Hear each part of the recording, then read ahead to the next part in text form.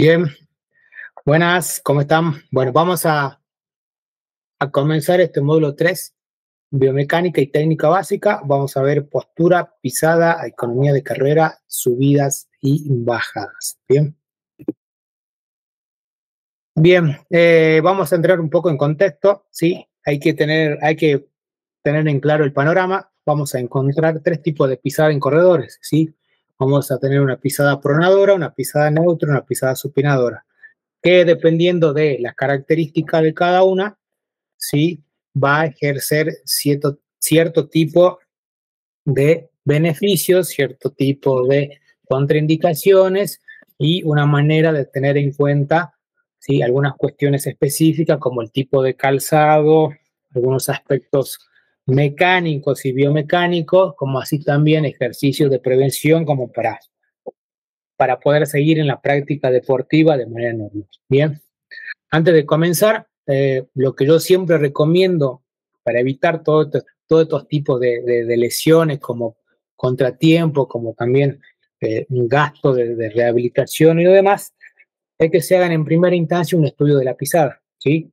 Para ver cuál de estos tipos, ¿sí? Son ustedes. Dependiendo de cuál en forma particular sean, hay que trabajarlo de alguna manera, ¿sí? Así que bueno, vamos a seguir. Bien, pronador, sí, como vemos, es un apoyo más con la parte, sí, para adentro del pie. La neutra es como la más equilibrada posible y la supinadora es más con la parte hacia afuera, la parte lateral del pie. Bien. Tipo de pisada. Vamos a entrar a ver las características de cada una y las implicancias biomecánicas que existen. Bien. Vamos a leer una y una como para que vayamos viendo, ¿sí? La pronadora, el pie rota hacia adentro, como lo dije en su momento, cuando vimos la primera gráfica.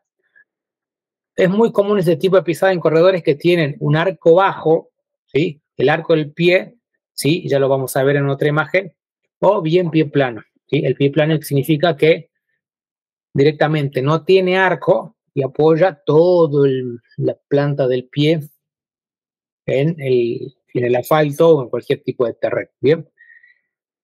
En los neutros, el pie mantiene una alineación equilibrada al apoyar, ¿sí? El arco medio, o sea, el arco justo, es como un pie perfecto, una pisada perfecta, una distribución de carga perfecta, ¿sí? No hay, no hay contraindicaciones ni mucho menos, ¿bien?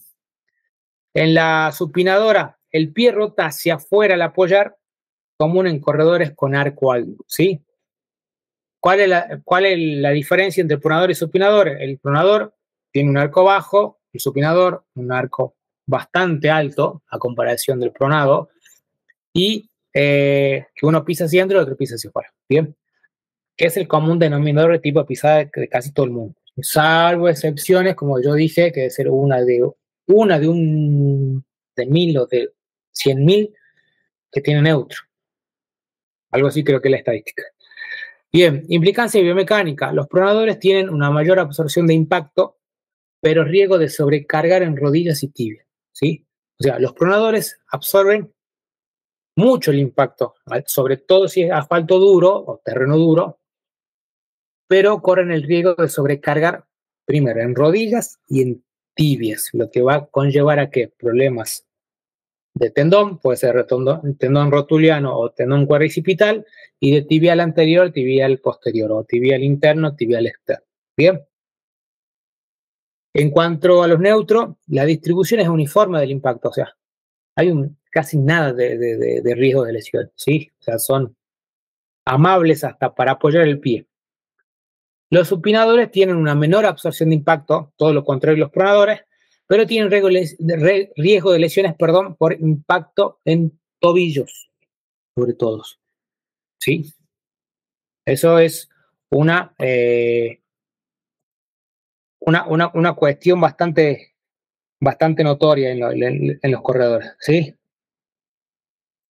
Bien, vamos a ver esta imagen, ¿sí? Tenemos del lado izquierdo, del lado derecho, tenemos el pie neutro, un apoyo centrado, una distribución uniforme, ¿sí? no hay desalineación, no hay inclinación ni hacia adentro ni hacia afuera. Este es un pie izquierdo, como podrán ver, ¿sí? ¿Por qué? Porque se encuentra, ¿sí? Este hueso, que se lo voy a dejar para que lo investiguen, cómo se llama este hueso que se ve visualmente, en este caso en una foto como la que estoy mostrando, a modo de ejemplo, ¿sí? Acá sí tenemos un pie pronado, es un pie pronado, es una pierna izquierda, otra vez por el hueso ese, así que vayan a investigar cómo se llama ese hueso, no vaya a hacer cosas que les tomen el examen, ¿sí? Y el apoyo es mucho más interno, como ustedes verán, ¿sí? Como decía hace rato, la característica principal es que tiene una bóveda plantar baja, ¿sí? Y inclinación hacia adentro, ¿bien? El pie supinado tiene una bóveda plantar alta, ¿sí? Como ustedes ven, alta, pero el apoyo es externo. Y este es un pie derecho. Y acá está de vuelta el huesito que les mandé a investigar cómo se llama el nombre, porque quizás le tome en el examen. Bien.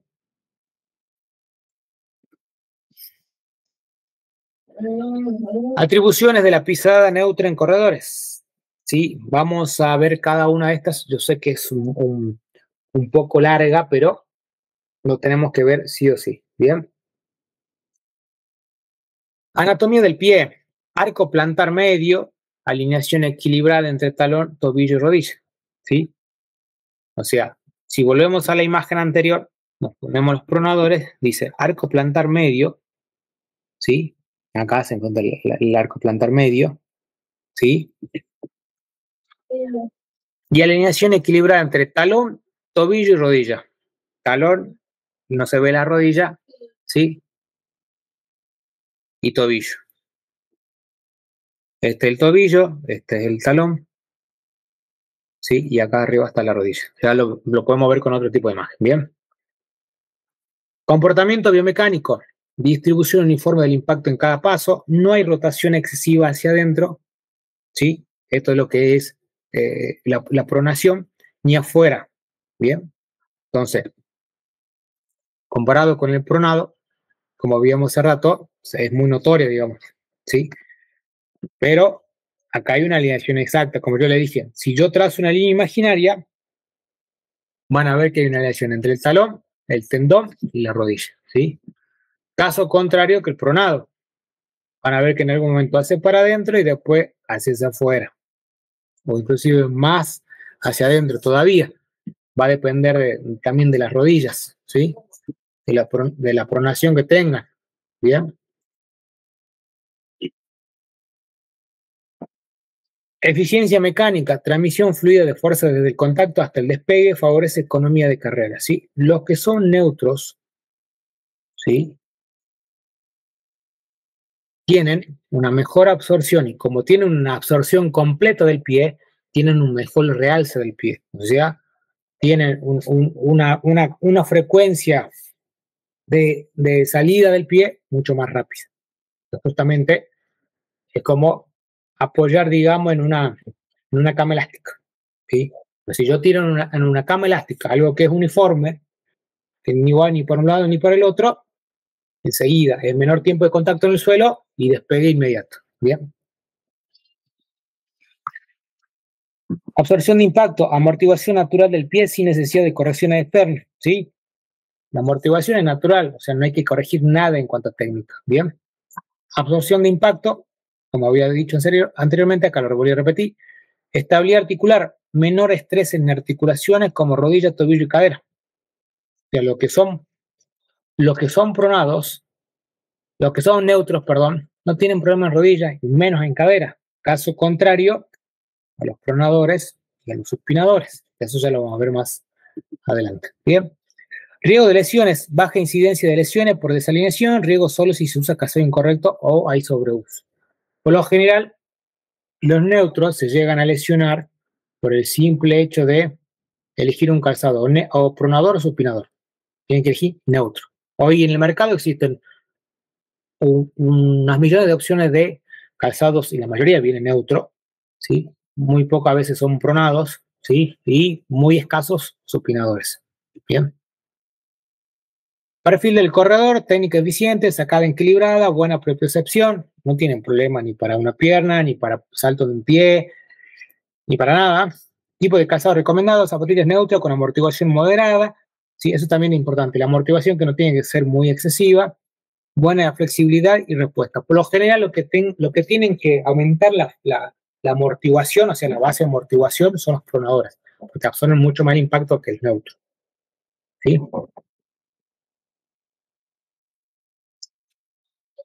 Adaptabilidad al terreno, buena adaptación a superficies variadas, sin necesidad de correcciones estructurales, los neutros se adaptan a cualquier tipo de terreno, no tienen problema. Indicadores en análisis, línea recta desde el talón a la rodilla en video de pisada, presión distribuida en plataforma baropodométrica. ¿Sí? Ventajas en rendimiento, menor gasto energético por correcciones, mayor velocidad sostenida en corredores entrenados. ¿Sí? Como no tienen problemas de alineación, entonces tienen un despegue mucho más fluido, entonces pueden agarrar buen ritmo, ¿sí? No hace falta que corregirlos, que esto, que... ¿sí? ¿Para qué vamos a entrar más en detalle? Porque estamos queriendo buscarle una, un error a algo que por lo general y naturalmente y genéticamente a veces viene perfecto. ¿Bien? Atribuciones de la pisada pronadora y nos volvemos a ubicar en el tiempo. Vamos a ver este tipo de pie, ¿bien? Los pronados. Categoría, anatomía del pie, arco plantar bajo. El arco plantar es muy bajo, ¿sí? Bien. Pie plano o con escasa bóveda plantar, ¿sí? Pie plano porque no hay un arco o bien la bóveda plantar en este caso es relativamente bajo, ¿sí? Esto se denomina la bóveda plantar. Esto es una excesiva pronación, por lo visto, ¿sí? Así que bueno, para que tengan en cuenta, ¿bien? Comportamiento biomecánico, el pie rota excesivamente hacia adentro al impactar el suelo, especialmente en la fase de apoyo medio, ¿sí? Cuando el pie hace contacto con el suelo y hago por lo general talón, medio pie, antepié, ¿sí? En la parte medial, ¿sí? En la parte medio del pie, es ahí donde se encuentra esto, ¿sí? Especialmente en la fase de apoyo medio es donde rota excesivamente, ¿sí? Es como que empiezo a apoyar la mitad del pie y empieza a meterse para adentro del pie, o rotar para adentro del pie, ¿sí? Eficiencia mecánica, amortiguación natural aumentada, ¿sí? Que tiene una amortiguación bastante, absorbe bastante el tema del impacto, pero con pérdida de reactividad. O sea, al impactar y en vez de salir despegado el pie de forma inmediata, como al rotar para adentro, tarda milésima de segundo. Entonces, milésima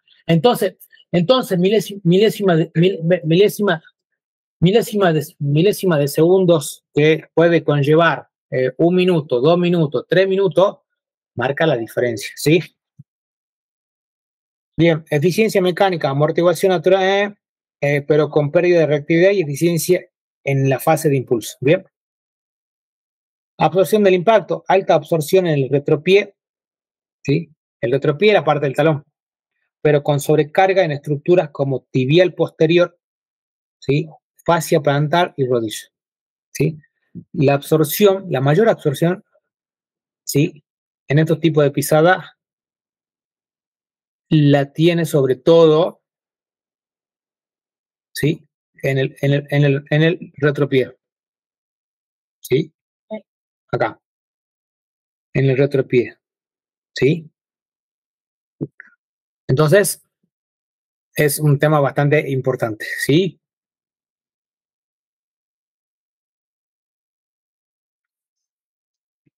Deficiente amortiguación natural, el impacto se concentra en estructuras óseas y articulares, ¿sí? Sobre todo en los huesos y en las articulaciones donde se sufre más por el tema del impacto. Estabilidad articular, riesgo de inestabilidad lateral, especialmente en el tobillo. El tobillo es el que más sufre justamente por esa inclinación hacia adentro.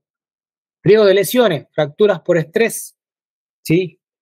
Que también vienen porque a veces se sobrecarga el medio pie y se estira hacia las falanges, que son los dedos de los pies, ¿sí? Tendinitis peronea, que tiene que ver con una tendinitis de la parte del peroné, ¿sí? Y también dolencias en cadera y columna lumbar, ¿sí? La parte más baja de la columna, como también en cadera, son las que sufren relativamente este tipo de pisada. Bien. Perfil del corredor, corredores con zancada rígida, ¿sí? Técnica explosiva, ¿sí? Pero mayor riesgo en terrenos irregulares, ¿sí? Por eso se recomienda que en la práctica del trail running, como hacer un terreno irregular y encima tengo una pronación muy marcada, entonces cada vez las rodillas se me van a venir más para adentro. Entonces voy a comprometer más lo que es la cadera, lo que es las lumbares, lo que es la rodilla, lo que son los tibiales. ¿Mm? Entonces, por eso es mejor utilizar una plantilla deportiva como para compensar eso y tener una absorción del impacto mucho más equilibrada. Tipo de calzado recomendado, zapatillas con alta amortiguación, justamente por esto de que absorben demasiado el impacto del tipo de pisada. Buena flexibilidad lateral, ¿sí? Sobre todo para adentro, para compensarlo de adentro, sin soporte medial, ¿sí? Muchas veces se recomienda para los corredores con pisada pronadora, trabajar en el gimnasio con zapatillas pronadoras, ¿sí? Que tengan el realce en la parte de adentro y cámara de aire, para compensar la columna, ¿sí? Para realzar la columna. Adaptabilidad al terreno, baja tolerancia a superficies irregulares, ¿sí? Requiere calzado técnico con buena tracción y amortiguación. Primero, tienen que ser altas toda la parte de la zapatilla, desde el antepié al retropié, o sea, de punta a punta el pie, la planta del pie, ¿sí? Con una buena tracción, o sea, tiene que tener buen taqueado, ¿sí? Como para que pueda correr de forma fluida. Indicadores en análisis: apoyo externo visible en video de pisada, presión concentrada en borde lateral en plataforma varopodométrica, buena respuesta en velocidad y sprint, menor eficiencia y distancias largas sin calzado adecuado. O sea, lo que son velocistas y son pronadores, por ahí no es necesario recurrir a plantillas deportivas, ¿sí? Pero lo que hacen ultra trail o larga o distancia media o media larga, sí necesitan justamente para evitar el excesivo rotación de las rodillas para adentro, ¿sí? Eso es para que lo tengan bastante en cuenta y lo vayan viendo, ¿sí? Atribución de la pisada supinadora, ¿sí? Arco en plantar alto, bóveda rígida, menor contacto del medio pie con el suelo, ¿sí? Es casi todo lo contrario a lo que son los pronadores. Comportamiento biomecánico, el pie rota hacia afuera al impactar con apoyo predominante en el borde externo, ¿bien? Si volvemos a la foto, ¿sí? Este es el supinado, ¿ves? Todo para el lado de afuera, ¿sí? No tiene una caída hacia adentro, ¿sí? Y como queda, como digo yo, como a veces como cuando el jinete pierde el caballo, así caminan por lo general los supinadores. Bien, eficiencia mecánica, alta rigidez estructural, buena transmisión de fuerza en el impulso, pero menor absorción de impacto. O sea, a comparación de los pronadores, estos tienen menor absorción de impacto. Absorben muy poco, ¿sí? Absorción del impacto, deficiente amortiguación natural. El impacto se concentra en estructuras óseas y articulares, ¿sí? Sobre todo todo lo que es amortiguación, y si no utilizo plantilla, va a la parte ósea, sobre todo en la parte lateral ahí del hueso del pie y en las articulaciones del tobillo, sobre todo en la parte del astrálogo, casi llegando a los flexores y extensores del pie. Estabilidad articular, riesgo de inestabilidad lateral, especialmente en el tobillo, riesgo de lesiones, fracturas por estrés, esguince de tobillo, tendinitis, peronea, dolor en cadera, columna y lumbar. O sea, al igual que los pronadores. Perfil del corredor, corredores con sacada rígida, técnica explosiva, pero mayor riesgo en terrenos irregulares, ¿sí? Es casi que el coso que en el tema del calzado. Tipo de calzado recomendado: zapatillas con alta amortiguación, buena flexibilidad lateral, sin soporte medial, ¿sí? Sobre todo tienen que tener el realce hacia afuera. Las zapatillas de tenistas vienen en las tres, pero tienen zapatillas de tenis neutras, pronadoras y supinadoras.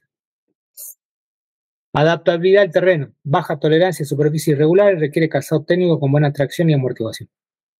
Casi lo mismo que los pronadores, ¿sí? Entonces, como para ir cerrando la idea, no es bueno ni ser pronador ni es bueno ser supinador. Lo único que vale para evitarme todo tipo de problemas y lesiones es ser neutro. Pero lamentablemente, uno cada 1.000.000 es neutro.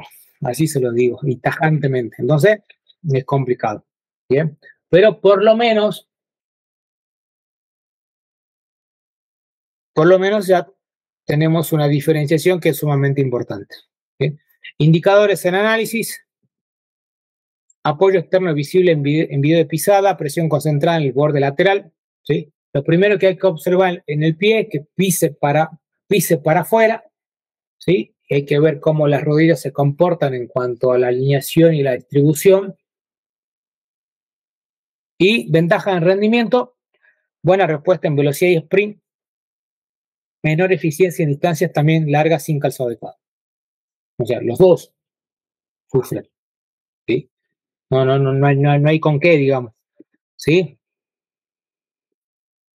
Entonces la única diferencia es que uno absorbe mayor el impacto, el otro absorbe menos, uno pisa para adentro, el otro pisa para afuera, sufren las caderas, sufren las articulaciones, sufren las rodillas, sufren la lumbar, ¿sí? O sea, pronador y supinador tengo que seguir todo un protocolo de prevención, no hay otro. Bien. Bien, vamos a entrar en lo que es la cadera, ¿sí? Nos vamos a ubicar en un plano frontal de la cadera. Vamos a encontrar la articulación sacroilíaca en la parte más superior, la cresta ilíaca, el sacro, el ilio, el coxis, que es el huesito dulce, que mayormente se lo conoce de ese nombre, el fémur, la cabeza del fémur, la sínfisis pubiana, que es la unión de las dos partes de la cadera, que por lo general esta es la sínfisis pubiana y la que a veces también se suelen fracturar, pubis, ¿sí? El isquio, después tenemos el isquión, que es con el cual nos sentamos y apoyamos, y cuando estamos mucho tiempo sentados nos empiezan a generar un pinchazo. Bien, esto es lo que es la parte de la cadera en una vista frontal. Bien, vamos a verlo con un poquito mayor de detalle. Tenemos en la parte de acá, tenemos acá el fémur, tenemos la cabeza del fémur, tenemos el ilio, tenemos el ligamento pubofemoral, que es, digamos, la parte más interna entre la unión de la cabeza del fémur, que entra al acetábulo y une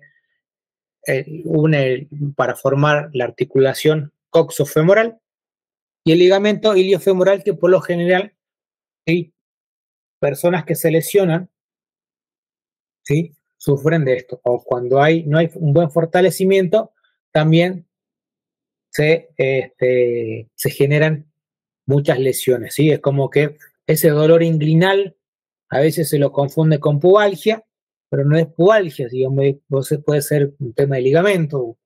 Muchas veces los jugadores o inclusive los corredores aceleran sin entrar en calor, porque no entró el calor el psoas ilíaco, no entró el calor tampoco los músculos más internos, entonces sufrí, digamos, ahí una pequeña rotura en el ligamento iliofemoral. Bien. Acá, por ejemplo, tenemos la articulación cox, como yo le dije, que es la unión de las dos, del coxis y del fémur, el fluido sinovial, que tiene esa función de recubrir y de proteger, el cartílago articular, que también tiene la función para evitar que choque hueso con hueso, el ligamento y cápsula articular, que también sirve de protección y de almohadilla, y la membrana sinovial, ¿sí?, que la membrana sinovial tiene esa función de lubricar, ¿sí? al igual que el fluido sinovial. ¿Sí? Una cosa es tener un fluido para evitar el contacto, otra cosa para permitir el deslizamiento. ¿Sí? Y el fémur.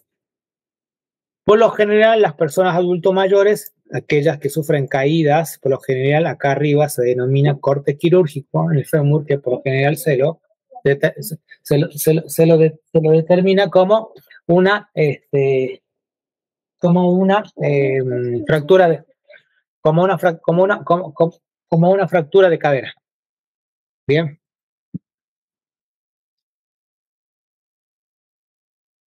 Bien. Esta es una vista frontal también, ¿sí? ¿Qué tenemos acá? Una cadera femenina con una cadera masculina, una pelvis femenina y una pelvis masculina, ¿bien? Y vamos a entrar en un detalle, en un detalle no menor, porque justamente es algo importante tenerlo en cuenta, ¿bien? La pelvis masculina tiene una forma casi de corazón, o como de manzana también se lo denomina, ¿sí? Y la pelvis femenina tiene una forma ovalada. ¿Pero por qué tiene ovalada? Porque las mujeres nacen con una predisposición ósea al canal de parto. Recuerden que por acá es uno de los conductos por donde debe salir los bebés. En cambio, en el hombre, no. ¿Sí? Por eso es una como más forma en corazón, la otra en forma más ovalada, porque justamente tiene que salir el cuerpo y la cabeza de, lo, de los bebés. ¿Sí? Y como que tienen un poquito más de realce porque la pelvis masculina como que tienen algunas estructuras un poquito más, lo que son las crestas ilíacas, el ilio son un poco más anchos, más para arriba, en cambio la mujer la tiene como más chata, digamos, ¿sí? Pero bueno, esa diferenciación quería hacer. Bien, vamos a ver un poco dentro de los planos y de los ejes el tema de la cadera, porque es sumamente importante tenerlo en cuenta, ¿sí? Porque eso suma mucho a nivel de estudio, ¿bien? Acá tenemos una posición neutra, o sea, una vista de perfil de la cadera donde tenemos una posición neutra, ¿sí? Y acá tenemos otra posición neutra de una vista frontal de la cadera, o sea, no hay ni un desbalance ni para adentro ni para afuera. Y acá en neutra no hay ni para adelante ni para atrás, ¿sí? Ni tampoco caída ni para adelante ni para atrás, ni para la derecha ni para la izquierda. ¿Bien? Después tenemos, ¿sí?, un movimiento de la cadera que va para adelante y para atrás. ¿Sí? Por lo general, ¿sí? Por lo, gen, por lo, por lo general, ¿sí?, lo que es el movimiento para adelante de la cadena se denomina anteversión. ¿Sí? Es como una inclinación de toda la cadera para adelante. Bien. Y después tenemos lo que se denomina, ¿sí?, una retroversión, que es una inclinación de la cadera para atrás. ¿Sí? Pero dentro del plano de lo que se denomina las estructuras. ¿Sí? Después tenemos, si lo vemos de vista frontal, tenemos una inclinación lateral externa, ¿sí?, que en este caso es una inclinación para el lado derecho, si se ve de una vista frontal de la cadera, y acá tenemos una inclinación lateral interna, cuando se ve, ¿sí?, que va para adentro, ¿sí? En este caso puede ser, como yo dije hace rato, el tema de la diferenciación con el tema de la pisada, ¿sí? Cuando es pronadora, lo que hacen las caderas es como que van para adentro, ¿sí? La cadera como que hace un movimiento de anteversión, sumándole, ¿sí?, a que las rodillas rotan para adentro, ¿sí? Entonces, forma un tipo de rodilla que se denomina X, ¿sí? Ahora pasando con la rotación, tenemos dos tipos de rotación. Tenemos una rotación externa y una rotación interna, ¿sí? Como se puede ver acá en el plano frontal, tenemos una rotación externa, ¿sí? Que va de izquierda a derecha y una rotación interna que va de derecha a izquierda, ¿sí? Que por lo general, las personas que no tienen movilidad de la cadera y están rígidas, eso va a generar que un movimiento excesivo por parte de la cabeza del fémur y de las rodillas, ¿sí? Entonces, por eso siempre hay que ejercitar los músculos de la cadera o ejercicios que permitan mejorar lo que es la cadera en cierto punto, ¿sí? Todo lo que permita darle movilidad en los diferentes planos, rotación interna, rotación externa, ¿sí? No, no quiero eso. No quiero, arcos y planos y síntomas relacionados, ¿sí? Tenemos, como pueden observar, acá tenemos el psoas ilíaco, ¿sí? Que es un músculo que debe ser fundamental y sobre todo fortalecido porque ayuda mucho a que la tibia no se desplace ni se vaya para adelante o se desprenda de toda la masa ósea, ¿sí? Después tenemos, en este caso, una cadera desalineada porque la cabeza del fémur es como que está rozando en la parte, en la parte lateral, en la parte lateral de la, de la pierna, ¿sí?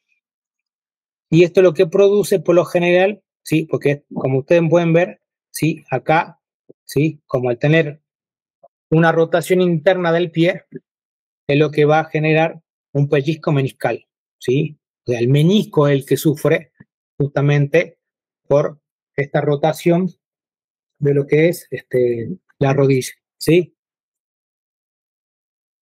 Bien. Después tenemos una hiperextensión que también tiene que ver con el tema de la rodilla, ¿sí? Que es sumamente también bastante, bastante notorio. Y como vemos acá, el tibial también sufre, ¿sí? Una rotación interna, ¿sí? Todos estos parámetros, junto con el pie pronado y el pie plano que también van para adentro, ¿sí? Es lo que produce el pinzamiento de la columna, ¿sí? Que el psoas ilíaco inclusive también se sienta, si no lo trabajé el psoas ilíaco y encima soy pronado, como que más estoy haciendo mérito para tener una lesión, ¿sí? O sea, eso es, eh, pero más que sabido, ¿sí? Entonces, lo que tengo que tener en cuenta es eso. Si yo, utilizando plantilla, lo que voy a hacer es que todas estas desalineaciones no se produzcan, ¿sí? Entonces, por eso es importante tener estas cuestiones, ¿sí?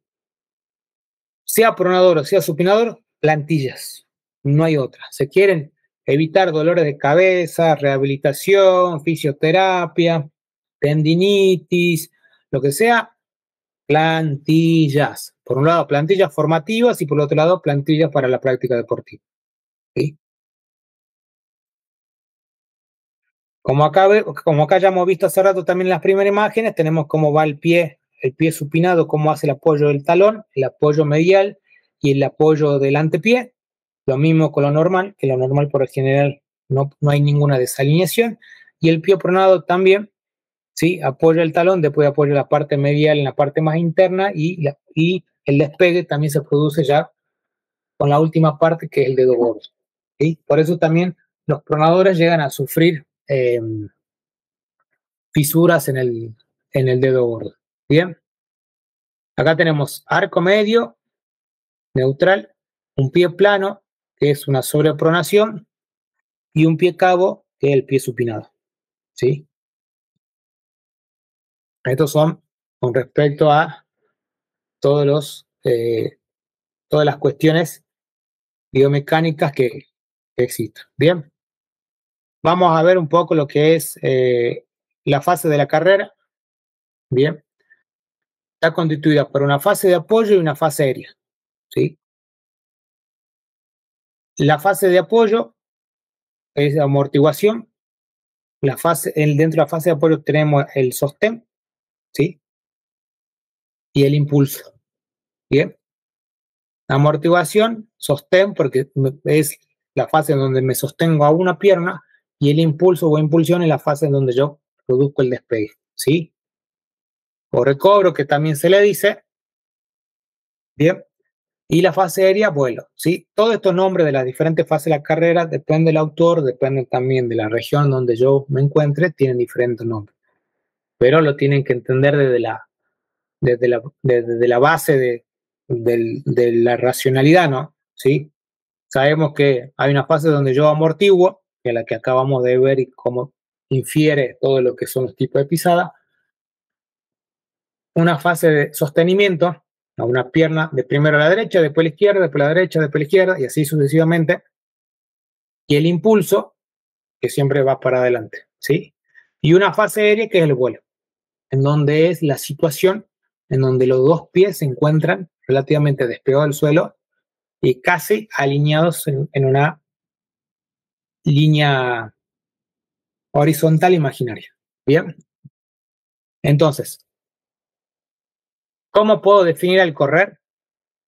El correr es una sucesión de saltos, ¿sí? Hacia adelante, en línea recta, hablando de maratón, ¿sí? Por eso, también tengo que trabajar la pliometría, lo que yo había explicado la otra vez. Por eso es fundamental la pliometría. ¿Mm? Entonces, lo que tengo que hacer yo es buscar en cierta manera, trabajar esto de lo que es la técnica, ¿sí? ¿Para qué? Para que en las diferentes fases yo tenga una mejor distribución de las cargas, un mejor trabajo muscular y toda esta cuestión. Ejemplo, en la fase de apoyo, el pie de apoyo por delante del centro de gravedad, ¿sí? Acá se muestra, este es el centro de gravedad, una línea imaginaria. El pie de apoyo por delante del centro de gravedad, esta es digamos, los principios que se tienen que cumplir. En la fase de impulso, el centro de gravedad está por delante del pie de apoyo. Este es el pie de apoyo, el izquierdo, y el centro de gravedad está por delante, ¿sí? Para eso tengo que tener una inclinación de la cadera también, de aproximadamente 30 grados. Y en la fase de vuelo, como yo acabo de mencionar, es la situación de ambos pies en el aire, ¿sí? Que eso se mide en milésimas de segundo. Pero ¿qué es lo que pasa? Si yo no tengo bien fortalecido el lumbar, no tengo bien fortalecido el psoas ilíaco, no tengo bien fortalecido, no tengo una buena técnica de carrera, no tengo un buen calzado, lo que va a pasar es que todo el tiempo voy a correr con el centro de gravedad bajo. Y al tener un centro de gravedad bajo, voy a tener una predisposición mucho más acelerada de cualquier tipo de lesión. O sea, el tiempo de lesión cada vez es más corto y se va aproximando cada vez más. ¿Sí? Entonces, no solamente hay que prever y utilizar las plantillas formativas como para la práctica deportiva, sino que también hay que fortalecer el core. De nada me sirve hacerme plantilla, comprarme una buena zapatilla y no fortalezco el core, no fortalezco las lumbares, no trabajo los abdominales y no hago un montón de cosas. O sea, una cosa se relaciona con otra, no tengo que clasificarlas, no, porque tengo la última Adidas y porque tengo plantillas ortopédicas, significa que no voy al gimnasio y no hago zona media, no, al contrario. Acá, por ejemplo, tenemos una fase de vuelo de este corredor, es un triatleta, bien, tiene un excesivo apoyo del talón, por eso se ve en una flexión y una hiperextensión del pie, de apoyo, el pie que va atrás, porque tiene una leve rotación interna, obviamente porque está descalzo, capaz que utiliza plantilla, y esta es la amplitud de zancada, que por lo general es un parámetro para medir y ver la mejora de mi corredor. ¿Sí? Y acá en la cadera, por lo general, aquellos que tienen la aplicación Garmin, tienen la oscilación vertical. ¿Sí? La oscilación vertical tiene que ver justamente con datos que te otorga el Garmin para ver lo siguiente, ¿sí? A ver, sigamos por acá. El tema del braceo, ¿sí? Eso también lo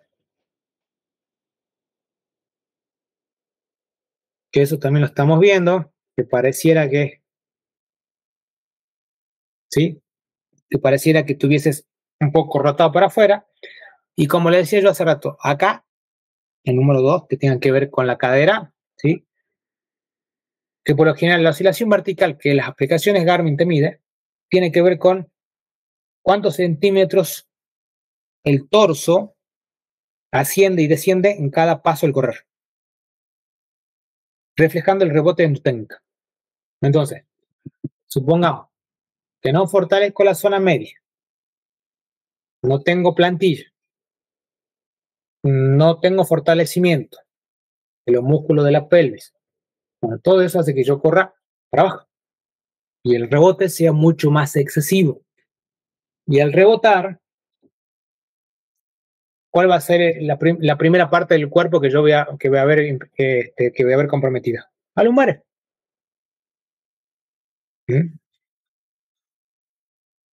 Entonces, eh, es una cuestión complicada. Entonces se dan cuenta que no es solamente de correr y tener la mejor zapatilla y hacerse las plantillas. Es todo un compendio de requisitos y cuestiones que tienen que ustedes trabajarlos. No es subestimarlo, al contrario. Técnica de carrera, acción de los brazos. En una fase de recobro, ¿sí? Y en una fase de ataque, ¿sí? Siempre los brazos tienen que ser en una posición casi de 45 grados, perdón, de 90 grados, ¿sí? Cuando yo tengo la pierna derecha hacia adelante, es el brazo izquierdo que tiene que acompasar, y al revés. Cuando tengo la pierna izquierda para atrás, para adelante, perdón, es el brazo derecho. Siempre en oposición, ¿sí? Opuestos, ¿sí? Pierna izquierda, brazo derecho, pierna derecha, brazo izquierdo, ¿sí? Y el movimiento es, en cuanto a los planos y los ejes, es antero-posterior, ¿sí? Sin anteponer los puños por delante del eje del cuerpo. Porque si no, eso me va a frenar. Me frena por un lado haciendo taloneo, me freno por el otro lado con el braceo. Entonces, cada vez estoy ejerciendo más fuerza, más desgaste para romper la inercia hacia adelante. En las carreras de trail es un factor bastante notorio. Bien. ¿Quiénes trabajan como flexor de la rodilla? Los isquiotibiales. ¿Quiénes trabajan como flexor de la cadera? El psoas ilíaco. ¿Quién trabaja como flexor del tobillo? Los tibiales. Entonces son músculos que sí o sí lo tienen que trabajar de una manera particular. ¿Sí? ¿Pero por qué de una manera particular? Porque los tres son movimientos de flexión. Una flexión de rodilla, una flexión de cadera, una flexión de tobillo. ¿Sí? Entonces tengo que trabajar en concéntrico, pero más en excéntrico en el gimnasio. ¿Sí? Porque si la función es de flexión, ¿sí? Más tengo que fortalecer, ¿sí? En extensión. Por eso los isquiotibiales no solamente tengo que trabajar en flexión, sino que también en extensión. ¿Sí? Igual que el psoas ilíaco. Los tengo que flexionar y los tengo que extender. Los tengo que flexionar y extender para tener una mejor absorción y una mejor cadencia. Acá, por ejemplo, la distribución de las cargas de los cuádriceps en la fase de, ¿cómo se llama esta fase? Soporte, ¿sí? Por ejemplo, el trabajo al cuádriceps, pero la fuerza es para arriba y para abajo. El del Sol y de los gemelos también, para arriba y para abajo. Esa es la carga de fuerza que yo tengo, por la absorción del impacto. Hay una transferencia de fuerza para abajo y para afuera. O sea, empujo para abajo y termina siendo para afuera la fuerza. Lo mismo en los cuádriceps. Yo estoy en la fase de vuelo y apoyo el pie derecho. Por lo tanto, el cuádriceps trabaja en contracción. Después, cuando lo vuelvo para atrás, ya se va relajando y vuelve. ¿Qué es la economía de carrera? ¿Sí? La economía de carrera es la capacidad de correr consumiendo menos energía a una misma velocidad. ¿Sí? ¿Eso qué quiere decir? ¿Sí? Por ejemplo, yo arranco corriendo el primer mes 10 kilómetros. ¿Sí? Y lo hago en una hora. Bien. Con el entrenamiento de pasadas, de cambio de ritmo, trabajo en el gimnasio, trabajo de cuesta, trabajo de escalera, trabajo de pliometría, trabajo de técnica de carrera, al mes, ¿sí? Yo corro la misma distancia, pero en menos tiempo, ¿sí? O sea, corro 10 kilómetros, pero ya en 55 minutos. O sea, bajé 5 minutos el tiempo inicial, ¿sí? Entonces, esa disminución, ¿qué es lo que me permite a mí? Correr. Ahora me va a correr, yo tengo ahora 5 minutos más de margen para correr más distancia, ¿sí? ¿Y qué pueden ser? 5 minutos aproximadamente, quizás sean 600, 700 metros más. Si eso yo cada vez lo voy mejorando más, cada vez voy a poder correr más en una hora, ¿sí? Y ahí es donde se ve el progreso y la mejora del rendimiento, ¿sí? No solamente en la frecuencia cardíaca, en el consumo máximo de oxígeno, en la técnica de carrera, en la frecuencia de pasos por minuto, en la cadencia, en la oscilación vertical, sino que todas esas cosas que yo acabo de mencionar hacen a que vos hayas mejorado 5 minutos tu tiempo inicial, ¿sí? Si yo mejoré 5 minutos en 10 kilómetros, en 20 minutos, ¿cuándo son? 10 minutos menos. Por eso es importante tener una referencia, decir, a ver, ¿qué mejoré? ¿Sí? Y capaz que ahora, como son mucho más eficientes, ¿sí? gastas, gastas menos energía. O sea, vas corriendo más, pero más económico. ¿Se entiende? Por un tema de fibras musculares, por un tema de contracción, por un tema de fuerza, por un tema de potencia, por un tema de mejor el consumo máximo de oxígeno. ¿Sí? Y justamente esto es lo que conlleva a mayor implicancia. ¿Sí? Mejorar. Entonces yo tengo que tener parámetros para entender. Hoy corría tanta distancia, tantos kilómetros, mañana ya corro más rápido, en el menor tiempo posible, más distancia. ¿Por qué es clave para el corredor la economía de fuerza? Te cansas menos y recorres más distancia por el tema de la mejora del consumo máximo de oxígeno y por la amplitud de la zancada que mejoraste y por también la frecuencia de paso por minuto que es mayor. Puedes sostener tu ritmo por más tiempo, depende de la capacidad aeróbica o anaeróbica que yo tenga, voy a poder sostener más. Acá puedo sostener el mismo ritmo durante 1 hora y media, antes lo sostenía durante 1 hora. O sea, voy aumentando más lo que es la línea de duración en el tiempo. Y disminuye el riesgo de lesiones. Porque siempre voy a querer, o sea, es negocio para un corredor correr menos, o sea, correr en menos tiempo, pero más distancia. O sea, el costo-beneficio es mucho mejor y es, digamos, es un negocio redondo. Por eso muchas veces cuando van a correr media maratón o maratón, ya veo personas que corren 4 o 5 horas, pero lo hacen 1 año, lo hacen 2, lo hacen 3, o sea, no hay mejora. O sea, y no entonces no se denominen runner, un corredor aficionado. Le gusta correr. Ya después en otros términos, ya es otra cosa. ¿Sí? Bien. No sé si queda más algo en el tintero. Creo que no. Bueno, eh, primero que nada, muchas gracias.